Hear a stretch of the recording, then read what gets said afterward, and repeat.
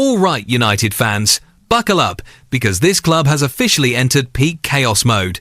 From Ruben Amorim clinging to his job after yet another dreadful defeat, to Conor Gallagher being lined up as a January Plan B, and now Xavi Hernandez throwing his name into the Old Trafford hat, this is the kind of drama only Manchester United could deliver. So grab your popcorn, because we're breaking down the transfer madness, the managerial merry-go-round, and the big question every Red has on their mind: who on earth is steering this ship? Hit that like button, and let's break it all down. Alright, United fans, buckle up, because this transfer saga is about to get spicy.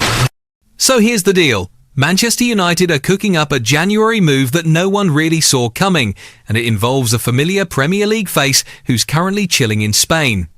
Yep, I'm talking about Conor Gallagher. Now, before you roll your eyes and say, wait, wasn't he at Chelsea, running around like a Duracell bunny and pressing anything that moved? Yes, that's the guy. Gallagher swapped London life for La Liga last summer, joining Atletico Madrid for around £36M. And while he's shown flashes under Diego Simeone, he's already slipped down the pecking order, starting only 2 league games so far this season. Classic Atleti, right? Bring the energy, bench the player.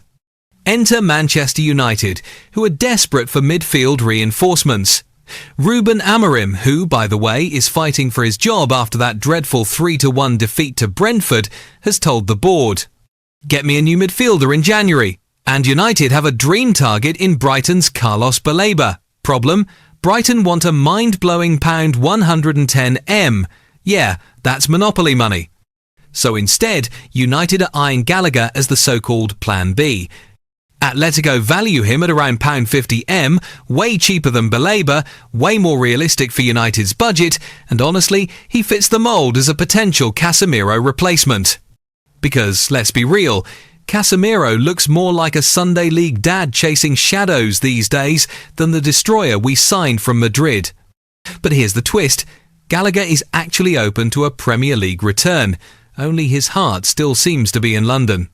Sources say if he had the choice, he'd rather go back to Spurs or somewhere down south than rock up in Manchester. Can you blame him? Sunshine, decent coffee, less rain. I get it. And while Tottenham aren't actively chasing him right now, we all know how quickly these things can change. United, though, remain the most serious link.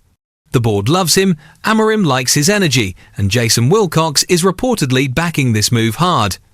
Oh, and speaking of Amorim, his seat couldn't be hotter. Sir Jim Ratcliffe is still backing him for now, but if United slip up against Sunderland next weekend, you can bet the shortlist of replacements, Gareth Southgate, Oliver Glasner, and Andoni Iraola, will suddenly look very tempting. So here's the question, Reds. Is Gallagher actually a smart Plan B? Or is this another case of United settling because the dream signing is too expensive? Let me know in the comments, but don't hold back. All right, United fans, the circus is back in town. Another defeat, another crisis, and surprise, surprise, another managerial merry-go-round at Old Trafford. Ruben Amorim? He's hanging on by a thread after that shambolic 3-1 loss to Brentford. United are 14th in the league, dumped out of the Carabao Cup by Grimsby Town of all teams, and for a club that once struck fear into Europe, this feels more like a never-ending sitcom. But here's where it gets juicy. Fabrizio Romano has dropped the bombshell that Xavi Hernandez, yes mister, tiki-taka himself, Barcelona legend, Champions League winner, Pep Guardiola's favourite student, would love to take over at Old Trafford. Fabrizio literally said he's studying the Premier League, monitoring it, and he'd jump at the chance to join United immediately. No Champions League? Doesn't matter. No Europa League? Doesn't matter. Xavi's like, sign me up. Now, Spanish media, particularly Sport, aren't convinced. They're basically saying, calm down, England. Xavi hasn't confirmed anything. He's just weighing his options. They even throw in names like Luciano Spalletti and Sergio Conceição as other managers Xavi is competing with for jobs elsewhere. Translation: he wants back in, but he'll wait for the right project. And let's be honest, United right now looks more like a demolition project than a football project. But wait, the carousel spins faster. Fabrizio didn't just stop at Xavi, oh no. He added a fifth name to the ever-growing potential United managers list, Roberto de Zerbi. The guy who made Brighton look like peak Barcelona, now doing a solid job at Marseille. United apparently loved him during his Brighton days, and he's still proving himself. Imagine De Zerbi walking into Carrington, staring down Antony and saying, "Dribble past a cone before you try the step-overs, lad. I'd pay to watch that."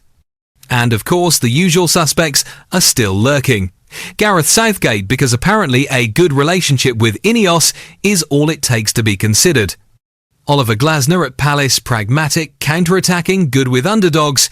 And Andoni Iraola, who's got Bournemouth playing fearless football. It's like United are swiping through Tinder profiles of managers and can't decide who to date. Meanwhile, Amorim is still technically in the job.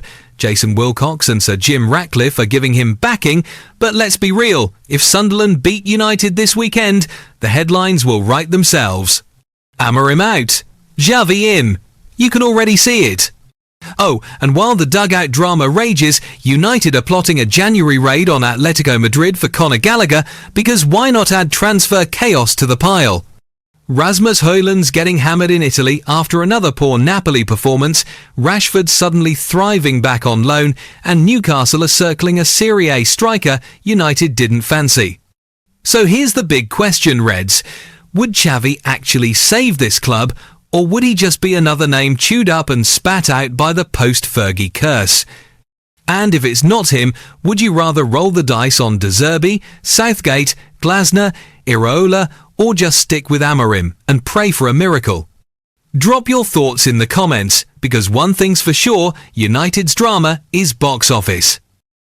Alright United fans, the soap opera continues.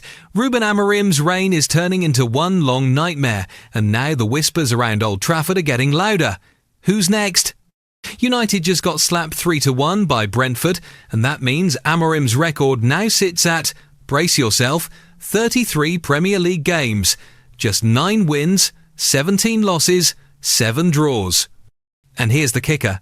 He's never managed back-to-back wins in the league. Not once. You almost have to respect the consistency in being inconsistent.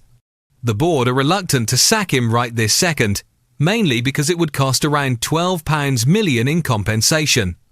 But let's be honest, if Sunderland turns us over, that cheque is getting signed faster than Antony cuts inside onto his left.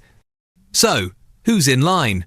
According to reports, 3 names are on the shortlist: Gareth Southgate, Oliver Glasner and Andoni Iraola. Now, Southgate. Really? Sir Jim Ratcliffe has apparently spoken to him directly, and while he's done bits with England 2 finals, steady hand, waistcoat fashion icon. Let's not forget, his last club job was Middlesbrough in 2009, and he relegated them. If United want to play pragmatic, cautious football and bore us all to death, sure. But Southgate at Old Trafford, the theatre of dreams, would quickly become the theatre of yawns. Then there's Oliver Glasner. Credit where it's due, he's been fantastic at Crystal Palace. Won them an FA Cup, currently has them flying high, and he masterminded a win over Liverpool with just 28% possession. Palace are brilliant on the counter. But here's the issue. United fans don't want sit-deep, counter-fast. They want attacking, front-foot football. Glasner feels like another mismatch. Which brings us to Andoni Iraola. Now this is interesting. Bournemouth are 5th in the league. He had Spurs on strings earlier this season, and his football is front foot, aggressive, adaptable. He uses a back 4, which actually suits our squad way better than Amorim's stubborn 3-4-2-1. Honestly, if United are serious, Iraola is the one that actually makes sense. Young, bold, and with ideas that fit. So Reds, here's the dilemma. Stick with Amorim and pray he somehow learns how to win 2 games in a row, or roll the dice on Southgate, Glasner or Iraola. For me, only one of those names feels like a genuine step forward. But what do you think? Drop your picks in the comments. Because one thing's certain, this story isn't ending anytime soon.